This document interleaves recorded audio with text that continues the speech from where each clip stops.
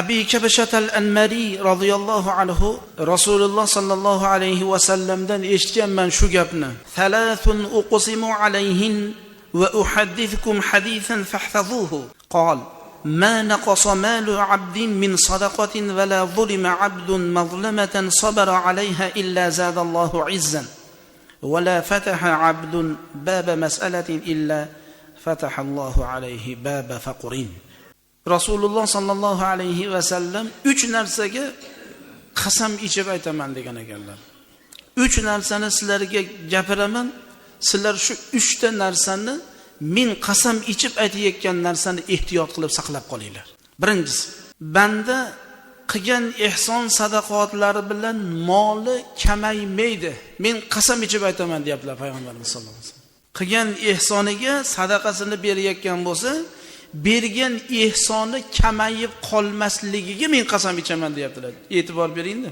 Demak, oilaga, bola chaqaga, qavmi qarindoshga inson hadiya ehson qilayotgan bo'lsa, meni pulim tugab qolyapti demasin, tugamaydi ekan. Ikkinchisi, bir bandaga birov zulm qilgan bo'lsa, zulm qilingan bo'lsa bandaga, shu qilayotgan zulmiga banda sabr qiladigan bo'lsa, Alloh jalla va alo sabri tufayli unga azizlikni Alloh ziyoda qiladi. Men bunga qasam ichib aytaman deyaptilar. Birovga yomonlik qilyapti-da. Shu yomonligiga sabr qilyapti. Alloh ko'rib turibdi, Alloh bilib turibdi. Men haqligimni Alloh biladi. Men bunga aytganimni o'zimni oq qila olmayman, o'zimni izhor qila olmayman deb Allohga nima qilyapti? Sabr qilib Allohga ishini topshirib turibdi. Shu topshirib turganligi uchun Alloh unga bir farajlik, bir kenglik, bir azizlikni Alloh faqat ziyoda qilib beradi xolos. U ashi qiyinchiligi bilan zulmi bilan qolib ketavermaydi. Shu insonda azizligi ziyoda bo'lishligiga men qasam ichaman deyaptilar-da payg'ambarimiz sollallohu alayhi vasallam.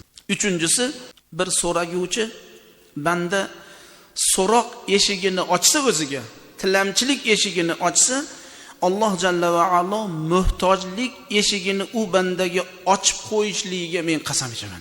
So'raveradi. Xudodan so'ramasdan, undan bundan so'raveradi. Bilib qo'ysin, u odam faqat shunaqa muhtojlik eshigini ochadi. Uning uchun shunaqa muhtojlik eshigini ochib qo'yilmasligi uchun Allohga muhtoj ekanligimizni bildirishimiz kerak. Juda bir odamga ta'sirli gap ekan, muhtaram jamoat. Biz yodlab olishimiz kerak ekan mana shu narsani. Demak, bandasiga yalinsa, muhtojlik eshigi ochiladi. Bandasiga yalinishni o'rniga sajdaga shunday joy namoziga peshanangizni qo'yib Subhana robbiyal a'la deb Allohga yig'lab, Qur'on o'qib, istig'for aytib, salovat aytib, ey Alloh mendagi shu mashaqqat, muammo, qiyinchilikni ketkiz desak, Alloh bizga berar ekan. Xudoyim o'zi hammamizni duolarimizni ijobat qilsin. O'zidan o'zgaga muhtoj qilmasin. Faqat o'zi bilan ishlarimiz, muammolar yakun topishligini Xudodan so'rashligimiz kerak ekan. Amin.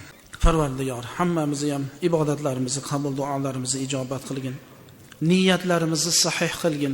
Harakat va sakanotimizda sening rizoligingga muvofiq bo'lishligini, har bir amallarimizni Alloh o'zing nasib qilgin. Allohumma salli va sallim va barik alayhi bi rahmatika ya